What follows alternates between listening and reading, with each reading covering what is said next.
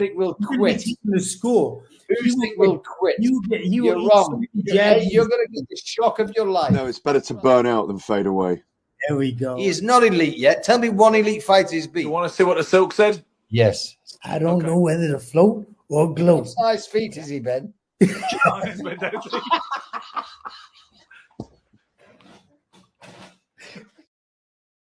Hello and welcome to Sugar, Silk and Stretch, probably the best boxing podcast in the world. My name is Ben Doughty. I don't hear you. Huh? You fucked up your mic or something, Silk. Guys, welcome to Sugar, Silk and Stretch. We're just waiting for Mr. Olajide to figure out the machinations of his sound and everything else. I told you before, don't work with children, animals. What's going on with your thing, Silk?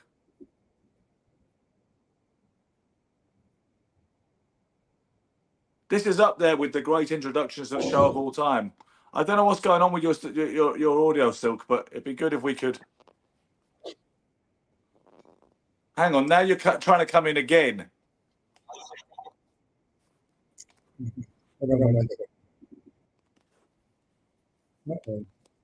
Now, how are we? Sorry about this, ladies and gentlemen. He was fine back in the pre-live recording bit, and now something's fucked up, clearly. We are going to talk to you this evening about Naoya Inoue and his upcoming defence versus Irishman TJ Doheny. I just want to make sure my learned cohort has got his audio figured out. Are you okay? Yeah, I can hear you. Good. What was the problem? Yeah, I'm sorry. I don't know what the connection issue was, but it had some sort of delay or echo. Yeah, your sound doesn't sound great, but it is what it is. We shall proceed. It's manageable. Yeah. So in any case, Mr. Silk. But before we go any further, I'm sure you want to mention my David Bowie essence of the eye patch. Yeah. Looking resplendent. Silk, have you got any clue about the production values of this? You suddenly set to show it. You suddenly put your head totally off screen. Can you not see yourself? Turn it this way so you can see it. Yeah, I know, but the ladies and gentlemen can't see it. Can't you see yourself on screen? Because your head is always disappearing off center. Like you can't. I can see myself the whole show. Huh? I get flashbacks. I have punches come at me and I slip them. And, I know you do all the time because I make sure my head is in the screen. So you get when you're in business with the ex-boxer, right? It does appear to be. There do seem to be constant pitfalls. And as I say, your audio is not brilliant right now. I mean, I can hear you, but it just sounds a bit tinny. And with me, we both have reverb on. I don't know if that's something to do with your microphone, maybe. What do you think? I don't think it's anything to do with my microphone. Check out and come back in. Let me do that. I'll be real quick. What an unbelievably crap start to a show. Like I say, there's times when I think I should do this damn thing on my own. Guys, let him come back. Let's see if he comes back with good audio, manages to keep his head in the center of the screen for more than 5 seconds. And we will talk about Naoya Inoue and his upcoming defense versus Sydney-based Irishman TJ Doheny. I think Silk does that on purpose to wind you up. Yeah, so do I, Sarge. The thing is, like I say, I don't mind going this alone if I have to, it's not a big deal. The thing about I don't want to say too much about the fight till Silk gets back, but it's kind of cool for us in Britain that we get to watch big Naoya Inoue fights at lunchtime on Tuesday mornings often, or Tuesday afternoons. Because of the time difference and the fact that they seem to, the big fights seem to happen in the midweek in Tokyo. Do you remember? It's not as a lot of people think big fights in Britain and the States have always been on Saturday nights, but not, or sometimes on Friday nights, televised shows. But in actual fact, there used to be a lot of shows, a lot of big fights Monday nights with here comes Silk again. 1 second. Okay, how are we now? I think I want to do the show by myself. I think. Yeah. Yeah. Yeah. Listen, don't think it hasn't occurred to me. Sometimes you know better than many people what some of these pitfalls are. You sound good now though. Well, God knows I try. Yeah, I mean that's perfect. I don't know what you're doing sometimes, which makes it the way it is when it's not right. But that is absolutely crystal clear as a bell. Okay. In any case, so Silk, Yes, sir. no Inoue fights on Tuesday. It'll be Tuesday lunchtime in the UK, which for you guys, it's actually if it's about 12 p.m. here, then it's obviously about 7 a.m. for you if you want to get up and watch it in New York City. Regardless of that, you were not as sold as a lot of people are on the whole phenomenon of Inoue. You're always you never move in step with the crowd. That is well established. And But I I think don't for do you, that. I don't do that with the point and purpose of not moving in step with the crowd. If I just have a legitimate disagreement, it's a legitimate disagreement. I don't do it to be contrary on purpose. no, I understand that, and I wasn't accusing you of that. I was just saying you never move in step. You never just sign up to what everybody else is saying, and say, "All right, this guy's the best That's true. fighter in the world." But and I think for you, the eye test is more important than anything. Some people, myself included, will look at a resume and think about regardless of the aesthetics of a fighter. But if it's not clicking for you visually, and you're not thinking and particularly if you're not seeing plenty of stuff that you would ideally like to have done as a fighter, then you reserve judgment a little bit, which is why, I mean, Naoya Inoue's resume knocks Tank Davis's into a cocked hat, but you're But more does it impressed. really? But does it Well, really? we can get that. I Well, understand the you point you're can't just say making. that without I mean, come on, give me some backup. I don't see that. Well, and your argument presumably would be that just because he's covered in belts and he's done this, in different divisions, they're only separated by a few pounds. And so what? You say take the hardware away and the statistical argument away, and his resume isn't necessarily that much better than Tank's, right? That's what you would argue. I mean, that would be part of the argument. Yes. I mean, what is it that you like about Inoue so much? Anyway, like technically his ability, like what is it about him that you like besides the record of like knocking guys out? Because you can always go one way or another. Let me just say, first of all, I do admire the kid. I do think he's an amazing fighter. I do think he's an incredible puncher. But now we're talking about being like the best pound for pound fighter in the world. So then we're gonna have to go in on that. But I don't think you can just give him that title without legitimizing your what you're saying, some of the points that you're saying, and a lot of the points that other people are saying. So, yeah, you're going to say some things, and I'm going to come back with some stuff that maybe you haven't heard before. But it'll be kind of interesting to discuss this. I'm kind of looking forward to being convinced that he is pound for pound the best fighter in the world. That's what I'm looking forward to. Well, taking So away what the is it you like about him so much that makes him, besides the record, because records are, I don't know, they can be interpreted in so many different ways. What is it that you like about this well, kid that you think he's the as far best as fighter in the world? as far as the record goes, he's dominated every division he's been in. He's campaigned in. That's one thing, which is what you're supposed to do, and it's ultimately who can ask. But you want to talk about his fighting attributes. For me, Inoue is a nearly flawless assassin. I love. Obviously, he reminds me a little bit of Donald Curry, with more explosive one-shot power in his context of his weight division. I Well, think I he's don't got. think he has. I don't think he has the same. Like Donald Curry has this. Like he's a minimalist in terms of his movements. He He's like an was emotional minimalist, both emotionally and absolutely. physically. He's a minimalist. He does very, very little, but gets so much out of it. He moves like Yeah. with a different kind of steely purpose. And this It, kid but does seem to be more energetic and kind of like a yeah, like but a frayed live wire. But he doesn't bounce all over the place, though. He doesn't bounce all over the place. He He moves his head a doesn't, but little he more than does give. Curry. But he does give you a lot of stop and go. Like Curry is very stead. You know what I mean? He's like very Yeah, stoic in the ring, and when he does that's something, who he reminded me of. he does something extremely deliberate. And in a way, he doesn't do that. In a way, is But more. He's powerful, but he punches in more volume than Donald Curry does. So he punches harder. I He don't punches consider them harder the than Curry same. does. I don't consider He them the punches same. hard. He punches harder than Curry does. In his weight divisions that he's been in. I would say, more explosively. So I mean, I know Donald Curry was a good puncher too, but that's who he reminded me of when I saw him in 2015. Now I imagine you'd never even heard of him in 2015. That was my first thought. I don't want to die on the hill of that comparison, but that's who he reminded me of. He was just, I think he's got great fundamentals. I think he's got good feet. I think he's a great combination puncher, good imagination. I think he's good shot selection. He seems to take a good shot. We've seen him on the deck get up and take care of business. So I think he's got great fundamentals. I like watching the way he trains and reinforce really basic fundamental drills. I think there's a lot to like. He'll obviously fight anybody. He ain't. He's not playing any game. Gervonta Davis plays the game of the politics and the money and all the rest of it. Inoue, if that's happening, I'm not aware of that. He would just say, I will fight anybody that's around in any division that I happen to campaign in. And so far, he's knocking them all out.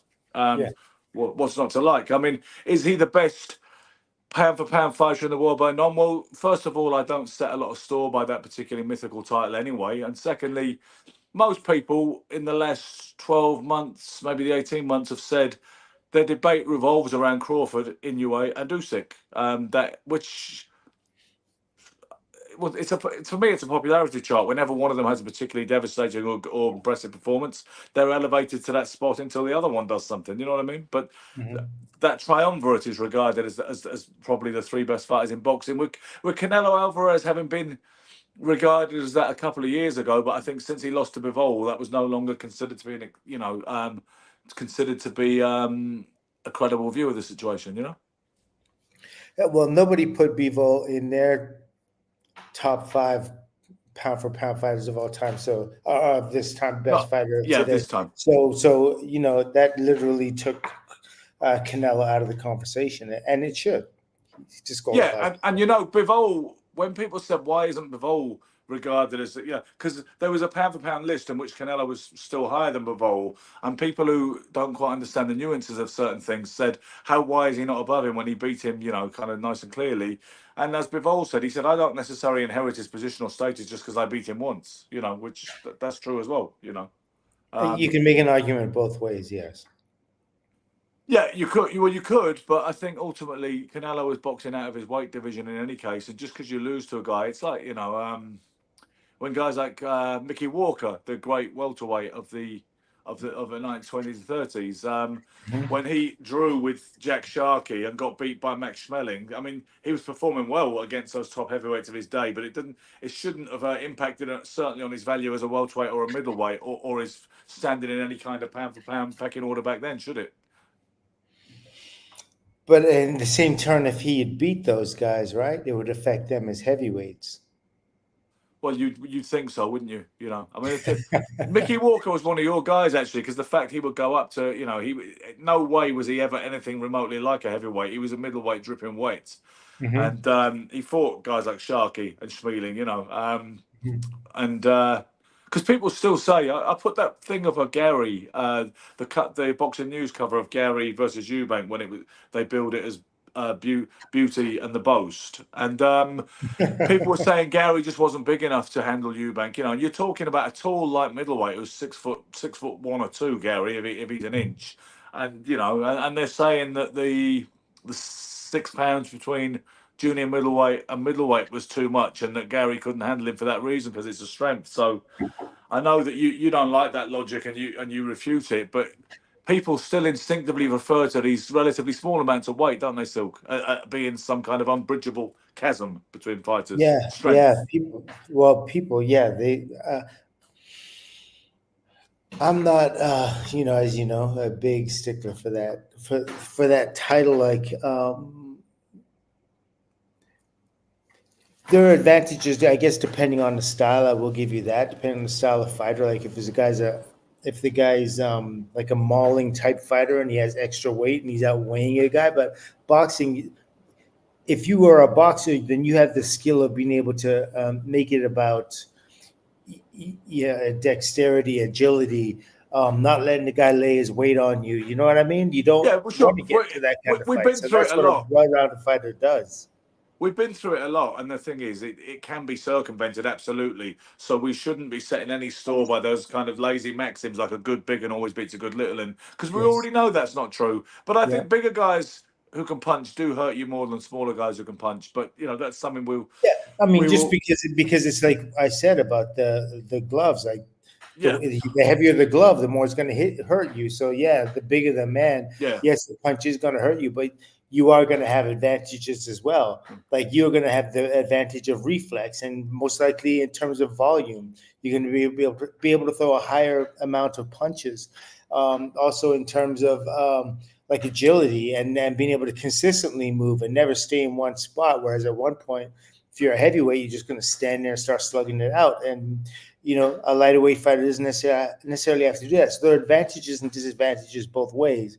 We tend to think because power is always just this mind-blowing thing. Oh my God, he just knocked it. You know what I mean? Everyone wants to see the knockout, and they think that is the key to the magic all the time, and it really isn't. Yeah, for sure. All right, let's. Sarge Ali is saying something. I want to talk specifically about the Inoue Dahini fight shortly, but let's just take this comment from Sarge because it is a question that we're not going to answer later. I suspect if we go past it now. He says, "Does power and strength come into it?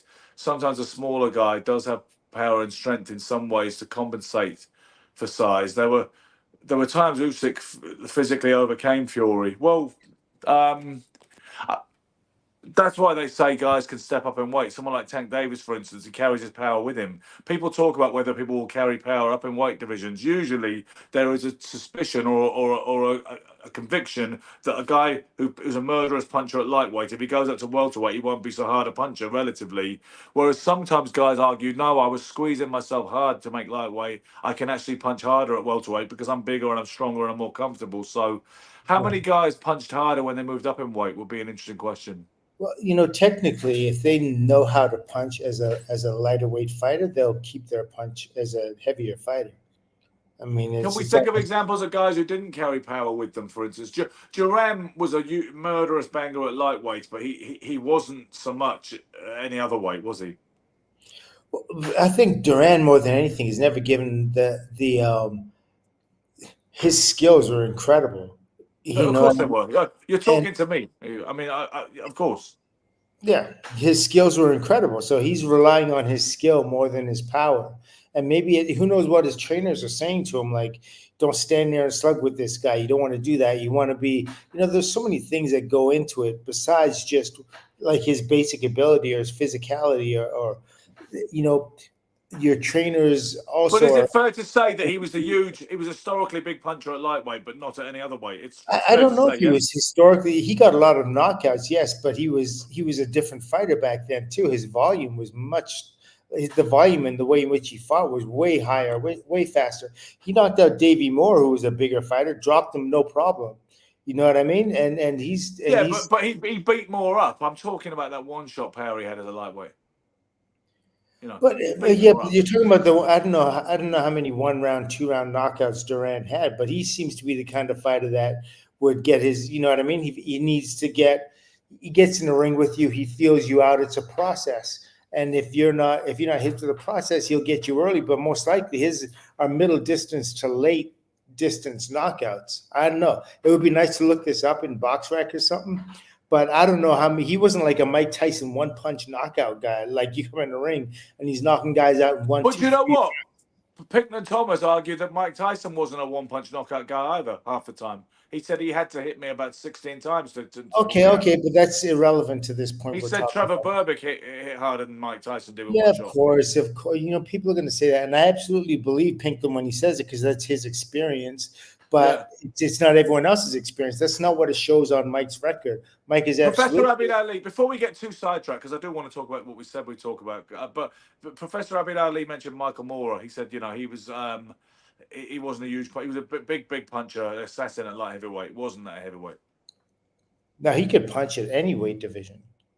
Sure, but he was more of a banger at light heavy, and he had more KOs. He was like a. What are you trying to? But what are you trying to say? Like, there's only that they don't carry it. When they fight bigger guys, they don't. Why wouldn't he carry that same power? It's not like like if you think of the what causes a punch to be hard, right? It's like the transference of weight and this, like the solidification of a fist. Let's But say. do you argue that he was having lots of KOs at light heavyweight and he was a McClellan style banger at light heavy, but nobody ever thought of him that way as a heavyweight? You admit that, right?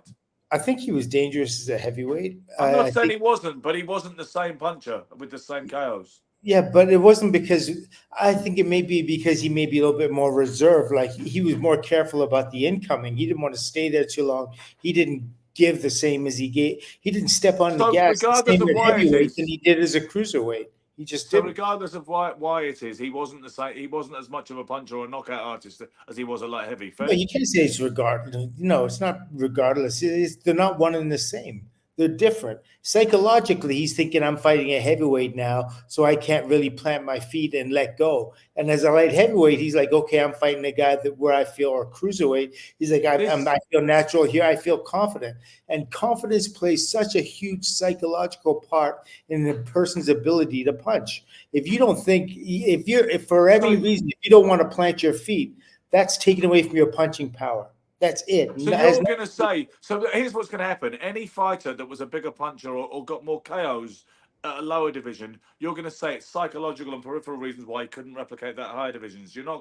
That's what you're going to say every time. Okay, cool. No, I'm not going to say it every time. No but further questions, Your Honor. I'm going to say it. No, I'm going to say it in the times where it's relevant. Well, Sugar Ray Leonard, he moved up. He went to what? He was a bigger puncher at welterweight than he was at middleweight for sure. He was a bigger puncher. Ray wouldn't set his feet as much, that's for sure. Yeah. But I mean, he was able to stop Donnie Lalonde, which is crazy. How many guys did? Yeah, you know what? I got to give you that one. And that was destructive, that finish.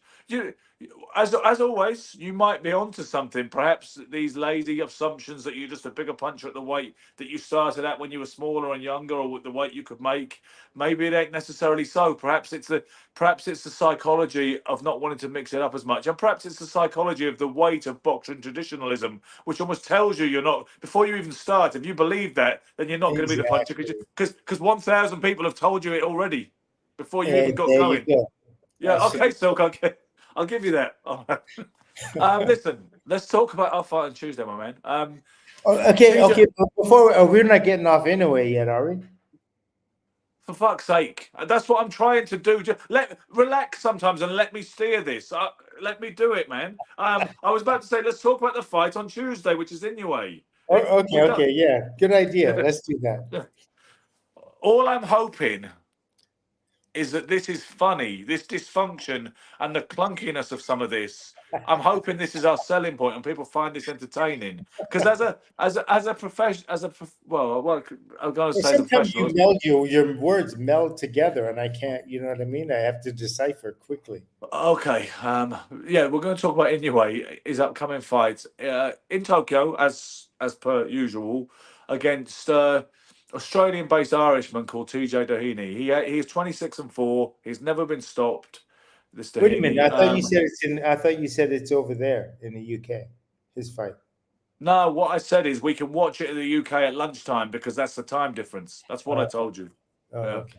And I made the point to that it'd be 7 a.m. in New York and etc. etc. So no, it's not in the UK, but it's in Tokyo as usual. That's most of where he fights. I mean, obviously, recently Turki Al Sheikh said, "I want this guy Inoue. He could be a massive star if he comes out of Japan." Now the trouble is, he has fought in Vegas a couple of times. He has fought in Scotland, so it's not like Inoue's never been anywhere else. But on this occasion, he's at his home base, and Doheny, he looks a decent fighter. Like I say, if his 4 losses, he's never been stopped. But he doesn't, and it looks like he can punch a little bit. I was having a look at him again this afternoon in preparation for this. But at the end of it, he's a southpaw, which so was Neary, Inoue's last opponent. But to me, he looks a little open. He doesn't look. There's nothing I see in his best victories that will lead me towards any optimism that he can unseat Naoya Inoue, and I think he will get stopped for the first time on Tuesday. It's funny, the odds, Silk. The odds, if you want to bet on, I looked at the Sky Bet app before we came on. If you want to bet on Inoue just to win, in any manner, regardless, then they'll give you basically 1 to 66. So it's like, you know, you'd have to put £66 on or $66 on to make a buck. You understand? But they never say that when you look at the odds on the underdog, they never give you the same mirrored odds. He's only 12-1, so it's basically you're only getting 12-1 if you bet on the underdog. But they're only giving you a 66th of your stake if you bet on the favourite, which is strange, isn't Yeah. it? Well, I guess that's the only way the house makes money, right? Yeah, because if the unthinkable happens, they don't want to give you quite that much money, and they're not Exactly. worried about the 1-66. Because once again, I don't want to sidetrack too much, so I just want to make a quick point for a bit of colour. Everybody says Buster Douglas was a 42-1 outsider against Mike Tyson, but most people, more credible people, tell me that's a myth, and that was never the price, and it never would have been. And I'm encouraged to believe that because you're not getting 66-1 on Doheny just because it's 1-66 for Inoue, you know. Yeah. But I don't understand gambling, the odds and stuff that much, but so you guys, I say you guys, I know you're British by birth and Canadian by socialization, but you guys in America, you're pretty Americanized, it's fair to say. You've been domiciled there for a long time. You guys call it the line. You have a line, and you have a different way of writing it. You use, I think, percentages, and everybody talks about the line on Inoue, the line on the underdog, etc. Whereas we do it slightly different, but only one bookie offered 42-1, says Professor Abid Ali, and that probably is the case. It wasn't like a standard price, but like I said, I don't think. I look at it. He's a southpaw, right? Doheny, which is what Lewis Neary was Inoue's last opponent. And you know when these guys, he sits on the back foot. He likes to lean on the back foot, and have that drooping lead hand that they do, where there's a low lead hand, and they've got the back hand in this position. And they sit back, and it looks to me like Inoue is going to nail him, and I don't think it's going to take him too many rounds to find that range. To be honest with you, well, do I you know what his appreciate. record is? Huh? Do you know his record? Who? Doheny. See, this is what I mean. I said really clearly about 3 minutes ago. He is 26-4. He has lost for Yeah. so he's never 26 been and 4, how stopped. many KOs? He's never been stopped. I'm not too sure. I mean, I can have a look quickly how many KOs he's got, but Okay, so you there shouldn't you were take right. too much. You shouldn't set too much store by that because it depends who people have fought. You need to read a record just because of the numbers say he's KO'd these guys. Of course, you need to read it, but it helps to know the guy's record so you know his level of confidence. Like, I mean, you kind of get a sense of an individual's purpose from his record at times. You can assume some things safely and some you can't, obviously, yes. Yeah. But speaking of records for a second, right? If you look at Doheny, like people always say, like, Inoue is pound for pound the best, and he's fought the best fighters, and he this, that, and the other, and he beat guys through divisions and all the rest of that kind of stuff. But if you look at Inoue's last 10 opponents, right?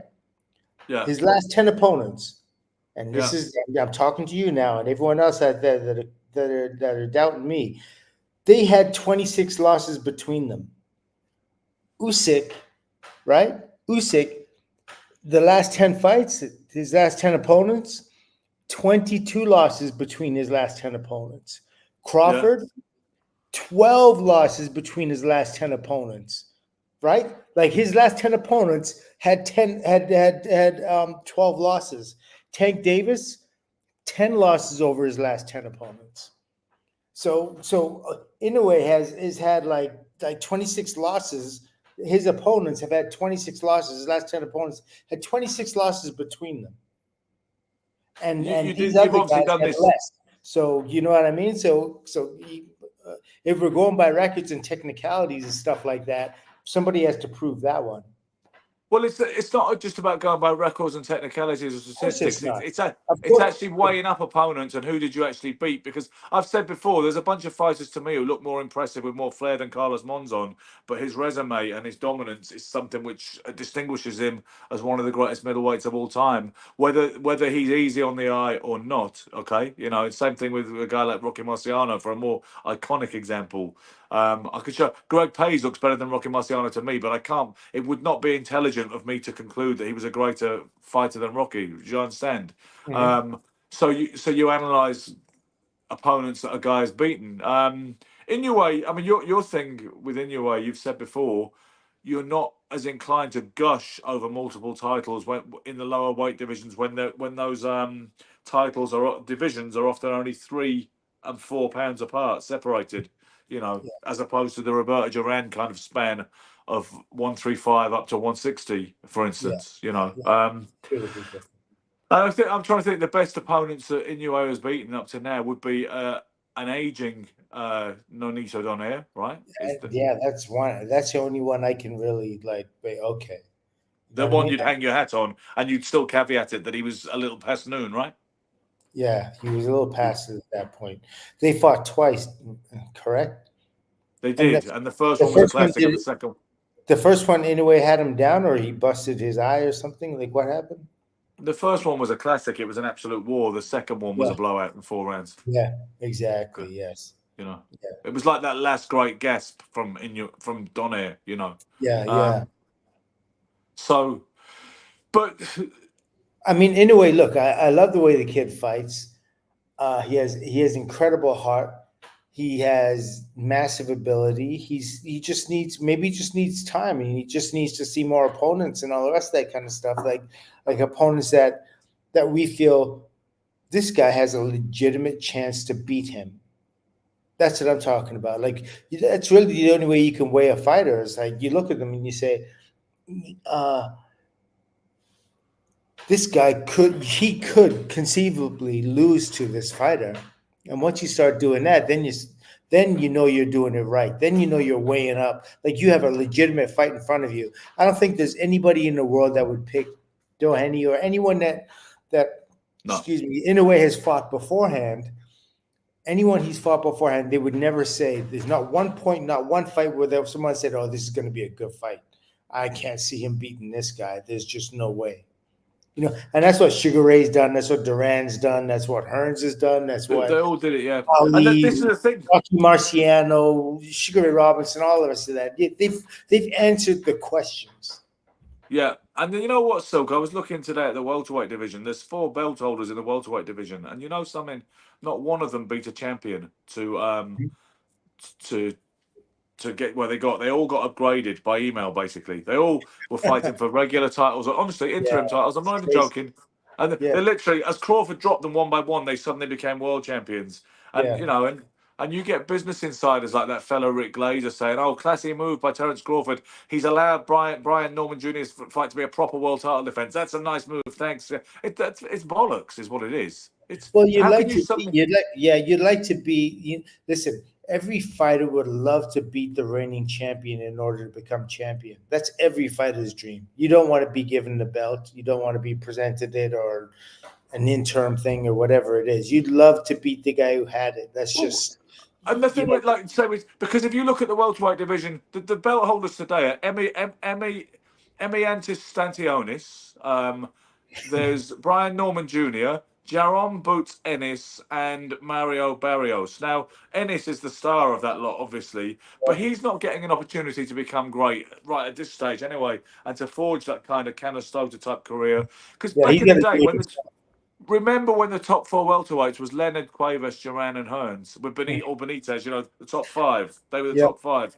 You know, and Ray Leonard was a little rushed into that Benitez fight, but he rolled the dice and bit the bullet. And as you probably heard him say, he said, "I think Benitez had a little more ring craft than me at that stage." He said, "But I had that youthful desire and that hardiness." And that's why the sport's not evolving, in my opinion, Silk, because. Can you imagine if track meets could not even be arranged at elite level because they couldn't get the same runners on the track? You know, so the people who think it's evolving just because other sports have, they don't really know how to apply the context. They don't understand the way the sport is today, and the fact that the alphabet boys are making a mess of everything. So, And that still doesn't mean that we should have a one. We still need that dragon to have multiple heads. A one-headed dragon, I don't think helps enough people. What you're talking about well, we're talking about the governing bodies, right? Yeah, when it comes to the world title, it's like some guys like they'll sit on the title. Well, like our friend over there in the Middle East, he's doing a great job promoting great fights. promoting great fights, putting on the best fights that could be put on. But something just tells you, it's just the start. And when it comes down to, and the fighters are getting paid really good money, the promotions are out of this world professionally. They look absolutely great. But there's just something inside you that says, once it settles down, once you get out of the honeymoon period of this, it's going to get really hard for fighters after that. That's the only thing I can see, because that's the only way you can make money. That's the way money is made. Once you've Some sold people it, are saying you he's put not it, hold interested on in one making second. money. Once you put it into this beautiful package and you give it to people to buy, and then you start taking things away, and all of a sudden, you know what I mean? It's just not the same thing as what you initially bought into.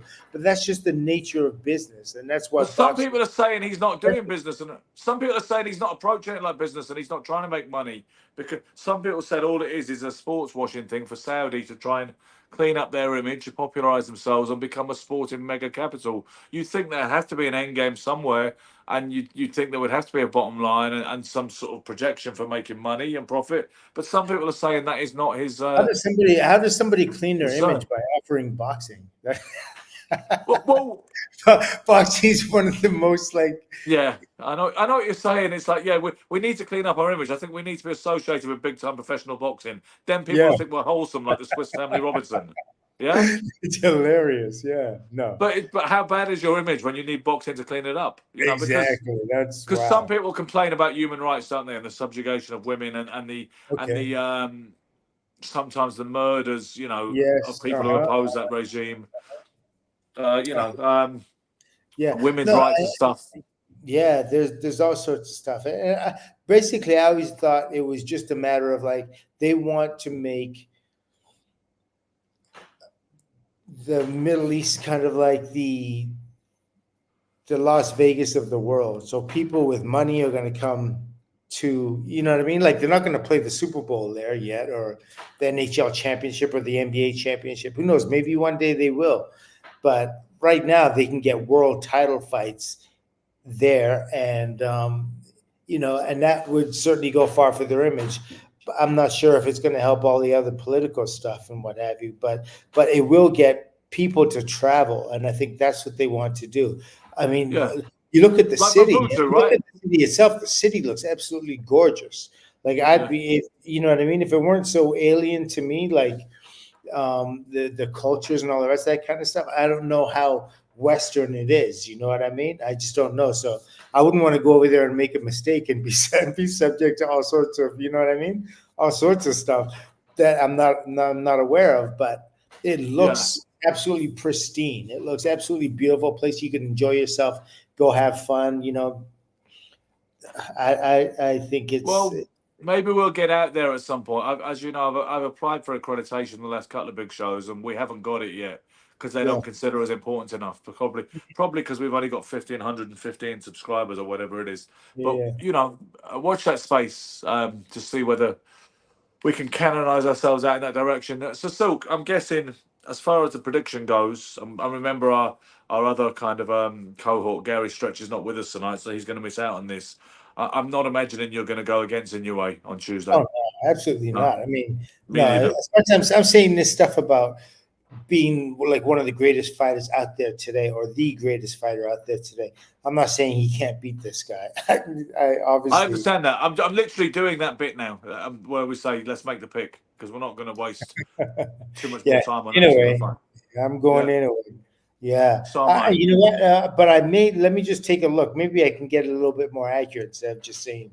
Anyway, I could take a look at this guy a little bit more and see how it all lines up. This is always so difficult when you're making predictions, because with boxing, with fighting, it's about the nature of the fighter, and you don't know whether one guy's personality kind of can sway another guy one way to be more aggressive or to be more passive or to have a little fear and trepidation, things like that.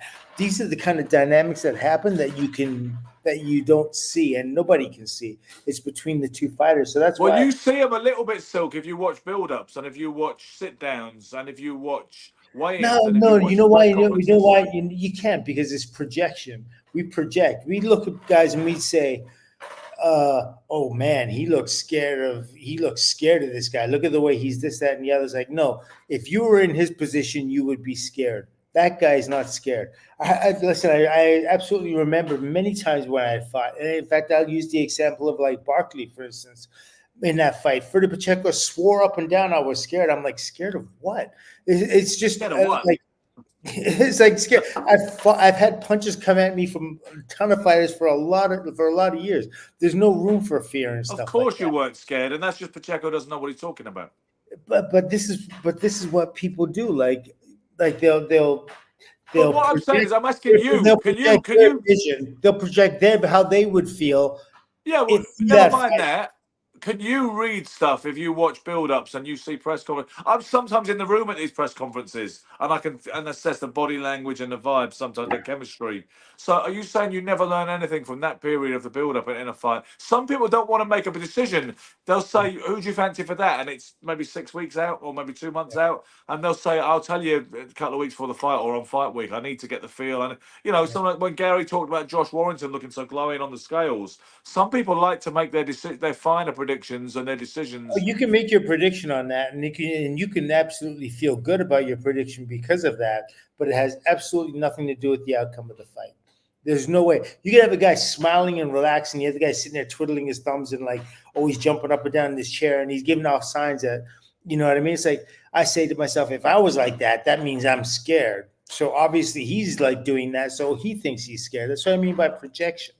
People they're throwing themselves into that individual and say, if I was in his position, if I were going to fight my let's say Tyson, for instance, and they always say, oh, he's scared to, even Bruce Seldon, he's scared to death of Tyson and this, that, and the other. It was like, maybe it's not the fact that he's scared of him because of the way he looks, because he's fought a lot of guys that were pretty intimidating looking, I'm sure, throughout his life, throughout his career. But he's more or less, he thinks, oh, I didn't prepare in the way in which I should have, and that's causing me to be a little bit hesitant. And that's what happens when you get. That's what happens when you get into the ring. You become hesitant because you can't readily make the right decision. Comes off as fear to somebody who's never done it before. Do you understand what I'm saying? Yeah, I do, but I feel as if I can glean certain things from a build-up rather than if I just completely shut myself off from that entire process. And don't get me wrong, I don't really have the interest to watch a lot of these sit-downs. The gloves are off. The popular thing nowadays in vogue where they sit across the table and they start saying, I'm this and you're that. No, you're not. And the guy in the middle going, I can feel the intensity here, guys. I'm not really into that because it's all getting very cliched and played out.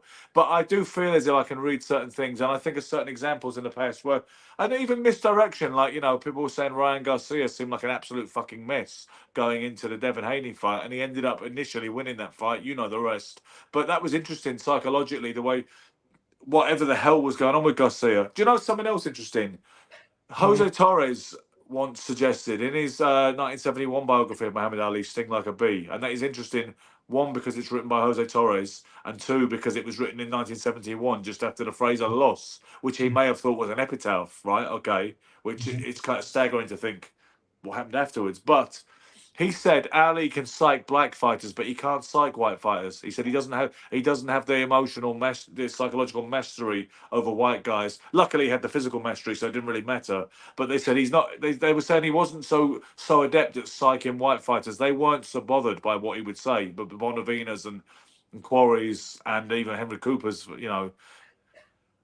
whereas he thought he could really fuck with some black fighters up here because he was more akin to some of those guys. Well, he could say the things that Ali says to black fighters really stick with him, and I don't think because you can't call a white guy an Uncle Tom, can you? Yeah, you know what I mean. You can't go but so deep with. He can only go so deep with a white fighter, whereas you can hit what hurts. He knows exactly what hurts because he's a black man too, and he's been. Well, do you know what he said to George Foreman? To Foreman at one point, he said, "I'm going to whip your Christian ass, you white flag waving bitch." I mean, that's pretty strong. Yeah, man.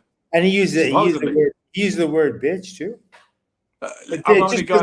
It doesn't sound Ali to me. That's all I'm saying. I understand what you're saying. It was written in Norman Mailer's The Fight that he said that, and I've seen it corroborated elsewhere, but I ain't got it on tape. But say it doesn't sound like Ali. At one point, Ali was.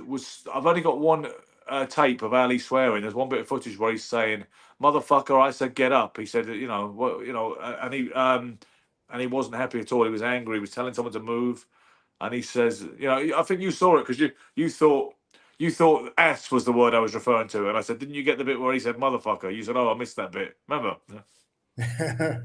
Yeah, I don't quite recall that part. But yeah, Ali is I mean, listen, Ali emotionally that is I guess he was given to he can slide so many different ways, and and he kind of I think he adjusts to get like he's looking to get under his opponent's skin because he knows once he gets there that he's a lot more in control of the fight itself. He just feels like he's in control. He'll affect the guy emotionally, and if he can affect him emotionally, then obviously the physical part would be so much easier because just about putting your fists on him. And you Yeah. get it's I don't know it's an interesting game, but I definitely have noticed with Oscar Bonavina, like more white fighters see it as a joke than Yeah. black fighters. You know what I mean? Yeah. They see it as a laugh track. Oscar Yeah. Bonavina's. In fact, Oscar Bonavina got more under Ali's skin than anyone else I could remember.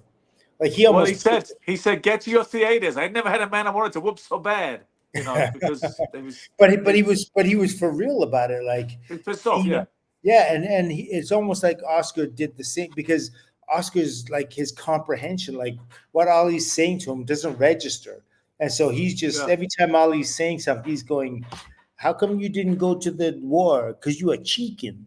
You know, he Yeah. peep Why you peep not peep. go to the army? Yeah, exactly. And he can't, and when Ali's trying to explain and talk to him, he's just going peep peep peep, making chicken Yeah. noises. You Yeah. know what I mean? Yeah. And Ali's frustrated, and he's like, "Oh my god, I can't say anything that's going to get under this guy's skin." But And so, do you remember? Do you remember the time before the third Norton fight? Norton gets to the dais and there's like a red tablecloth, a little red cloth on the dais, and he gets on there, then suddenly puts it over Ali's head. Did you ever see that? no, It's kind of cool because Norton gets there and he's quite a resplendent figure, in his suit with that Hercules physique, and he gets up on the thing all dignified. Then he suddenly picks up his cloth and just puts it on Ali's head, so suddenly you can't see Ali, and he's standing at the ready to speak. And Ali, rather than take umbrage, Ali just went, "That's the only red I'm going to be seeing," and then threw it off. And it was a funny moment that they both seemed to enjoy. That was. I'll try and oh, so find you that clip. Norton put the red towel on Ali's head. Yeah. So it was obscuring his vision and your vision of Ali. And Ali just left and said, "That's the only red I'm going to be seeing." Mm-hmm. Yeah, I mean that fight anyway. The trilogy with Norton. I think Ali wasn't a younger Ali. I think would have a much different experience with Ken Norton. Yeah. But the Ken Norton that he fought did things that Ali wasn't prepared to adjust to, or he couldn't. Yeah, he was.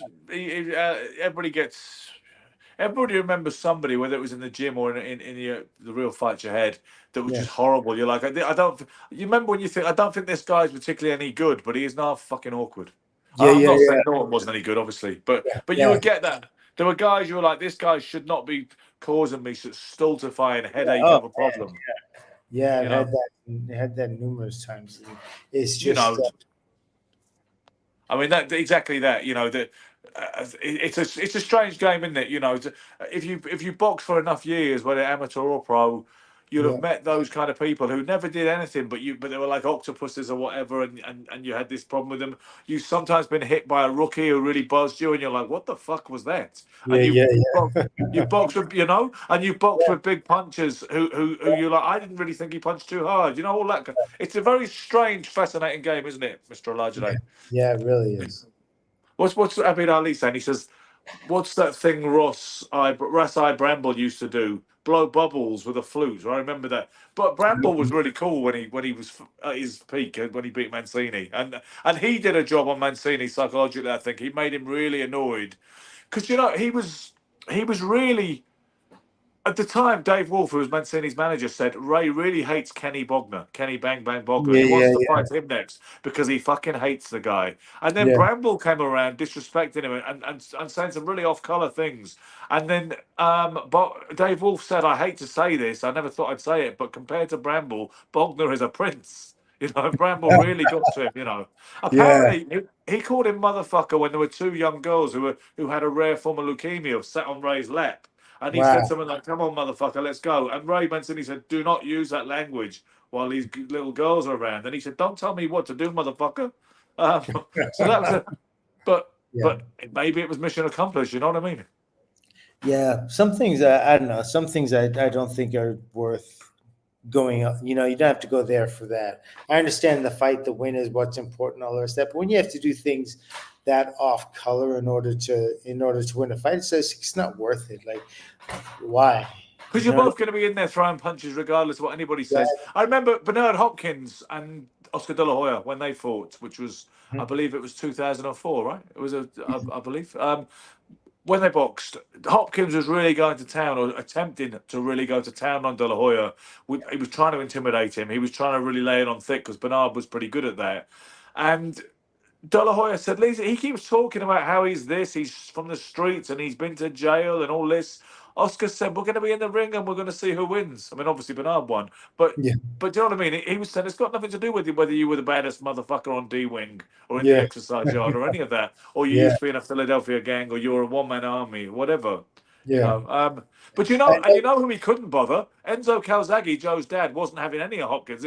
He told him just to shut up, and you could see yeah. Enzo, who was a Welsh little firebrand, he was Mhm. completely, utterly unintimidated by Bernard Yeah. Hopkins. Yeah. That's a really interesting. I know it's a stripe that certain fighters have, and I think you may be able to categorize it as like. I mean, this isn't, you and I are cool and everything. It has nothing to do with race, but at the same time, white males will do things sometimes that are like you're stunning. Like they'll run across an ice pond where it's like they'll like jump from.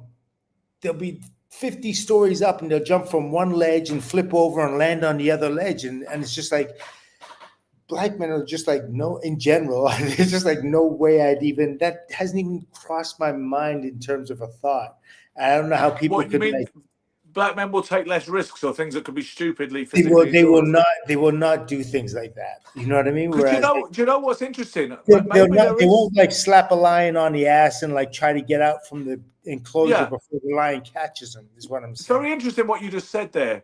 Mhm. Maybe there is more of a macho look what I can do thing about Caucasian males in general. Obviously, there's going to be exceptions because I made this point. I mean, it's Yeah. funny you said that. It annoys me. It used to annoy me in London, the urban life. A lot of black guys, grown ass black guys, would ride their bicycles on the pavement, cycles, yeah, and go Yeah. past you at speed sometimes. And I'd Yeah. be like, you should be riding on the road. And I would get annoyed. And I would mention, I put a controversial post out years ago saying, what is Yeah. it, rude boy? You scared of the cars or whatever? And somebody said, Ben, there's nothing wrong with self-preservation. And it was black guys saying to me, no, I ain't going on those roads. Look what happened to Gary Mason, the heavyweight. He died Yeah. cycling in an area of South London. Yeah. Yeah. And to me, it's a stupid thing of honor. I'd be like, no, you ride on the road. You don't ride on the pavement like a Yeah. baby. Yeah. But Exactly. that was the first thing I thought of. Maybe black guys and the way they, the way that a lot of black guys are not in love with water. I mean, Joe Lewis said, I'll never fall in no water. I'm scared of water. That's what he said. But they asked him, Okay. did he Okay. swim in the Pompton Lakes? But of course, because at that point, like it's at that time in America's when coming up and everything in the 30s, 40s, 50s, 60s, 70s, black people didn't have access to like that kind of swimming water. You know what I mean? Yeah, It's not that something. kind of water, yeah. Yeah, you know what I mean? They didn't have that. I'm sure there are a considerable amount of black people in Africa that can swim because they are around water, and that was your Yeah, but not the experience. ones who came from the Bronx, no? But Or not the ones, yeah. The Bronx, you're not going to be swimming. I don't think we're going to see it for a long time. You're not going to be any black person in the Olympics, heading up the, the Imagine there American, was a North black American. swimmer would be commercial gold, wouldn't it? A great black swimmer Absolutely. winning gold medals. Absolutely. That whole, you know what I mean? That whole joke would be wiped out by then. It would be used a lot. That's for sure. It would be It would hilarious. be that would be gold commercial. I think that's what we need to see. We need to see the first great You know what? black swimmer. I believe there was one coming up. I don't know. I'm not sure if it was a female or a male. If the swimmer was a female or male, but I understand there Oh, was. not another controversy, huh? Not another gender Oh, confusion. not Did the you gen- see? By the way, did you see Iman Khalif on the cover of Vogue? Oh no, I didn't. I'm gonna hook you up with that that That's picture huge. because yeah, That's it's huge. interesting. I still want to get Iman Khalif on this show before the whole thing has died down too much. Although I Well, imagine now that she's story's a on the bit more- cover of Vogue, you can kiss that one goodbye. If it was going to you happen, might it be would right. happen. But listen, Silk. I have interviewed Sugar Leonard, Roberto Duran, Roy Jones, James Toney. I'm sure there's a bunch of others of that kind. Every leading British boxer that you can think of, except for Nassim Hamed. So I'm not going to say some Algerian chick who was part of a gender is completely out of our reach. Never mind. I mean, I think you could. I think you could probably get a Mike Tyson if you pushed him. I understand you don't want to hassle him and you don't want to. I understand your reservations, but I think you could probably do that because I think he would do that for you. Because I'm sure he thinks the Silk is really cool, man. Yeah, Great New York fighter. I think I might be able to get away with it, but I know I think I would. I mean, we've known each other and all the rest of that. It's just, Do you know what I mean? So yeah, we'll see. I'd like to, give it some time and see what happens. At least it's funny. if I bump into him, I'll ask him. Okay, cool. Because Gary Stretch. There was this silly rumor, by the way. I'm gonna take Abid Ali's point in a minute, but there was a silly rumor doing the rounds that Gary Stretch, our learned cohort, much loved third leg, had cancer, right? Because some guy on YouTube who does one of those channels like I'm a bit of a gangster, I'm a bit of a villain, you know what I mean? He did one of them channels, rather worthless in my view, and he said Gary Stretch had cancer, which wasn't true. But the point being, because he got such an avalanche of well wishers and people concerned about him, one of the people who called Gary was Chris Eubank Senior, and he heard that Gary was ill, and he said he wasn't. But Gary said they had a really good conversation, and he said, "Remember, you're part of me. You're part of me, Gary. Never forget that." And so maybe we can get Eubank on soon as well, because he said, and once again, Gary said I didn't want to ask him straight away because I didn't want him to think I was trying to take advantage of him calling me up, but. Yeah. I think, but he did say if you ever need anything, just name it. So I'd have thought, really, Gary, ask him to come on the show would be a good one. But that would be a good one. Abid Ali says Bob Geldof looking like Jane Couch. What he's talking about there, Silk? The very first woman to be licensed as a professional in the mid-90s in Britain was a lady called Jane Couch. All those women are making money today and some good paydays. Female boxing is huge in the UK. Maybe not so much in the States, but it is huge here. Even that's why Clarissa Shields has fought here and stuff and wants to fight here. But they all owe it to Jane Couch. She was the trailblazer who fought for the right for them to fight at all professionally, and she was not. I mean, Jane's a wonderful woman, but she's not a glamour girl by any stretch of the imagination, which is why he put the Bob Geldof lookalike thing in. But that'd be funny because, like you said, when you said about the Khalif controversy, you said we've all seen more masculine looking women, and we've all seen more feminine looking men. As a physical specimen, she's not the most outrageous thing you've ever seen. Like, look, that's definitely a man. Is she? Not at all. No, not at all. Yeah, absolutely. Yeah. I mean, we're talking about like his degrees and everything, right? And 100%, I stand by that claim, and I'm sure everyone else does too. They may not. It's in their memory bank. It's there. We've all experienced it. We've all come across people and had those initial quick judgments, kind of thing. I don't know. I'm not exactly as comfortable speaking about it as I am writing about it, obviously, but it just comes to me easier that way. Because I can say it without having to be careful the words that I choose. You know what I mean? I can write it out. Yeah, because you can read it back before you press post. Before I press post. Yeah. Well, this is the thing, we've had a few issues on the show where the other fella has said, "Oh, don't put that out there. That edit, it's clickbait." What I'm tempted to say is, if you don't want something edited, then don't fucking say it in the first place. Yeah, that's the thing. You really have to be careful what you say, and because it does carry weight, and it does it does influence people, and influences thoughts, and especially something like, I mean, this is something, I mean, she's fought her whole life for, and you know what I mean? It's very sensitive, delicate to her, and then to say the things that a lot of people have said, and then knowing she has to live in this very same world right after that. You know what I You know, mean? she sued multiple users of Twitter X, including Yeah. J.K. Rowling and Elon Musk. Yes. There's been a big sort of lawsuit, and I Yeah. see J.K. Rowling hit back with something the other day saying, "Well, why don't you just give us a I don't know, a gender test or whatever? That'd be easier than all of this." But Who said it'd that? be J.K. Rowling, the author of the Harry Potter Oh, books. she did. So she's standing, so she's going down with that ship, kind of thing. She's dying on that hill, yes, and also But there was a guy. what in the world in the first place would make her so convinced that? Well, quite. Because we've got the IBA's word for this, basically. You know what I mean? And the thing is, there's a guy called Andrew Gold who does a popular podcast called Heretics, and he had a developmental biologist expert on there who was saying no, she's a man, or he's a man, I guess would be the correct pronoun.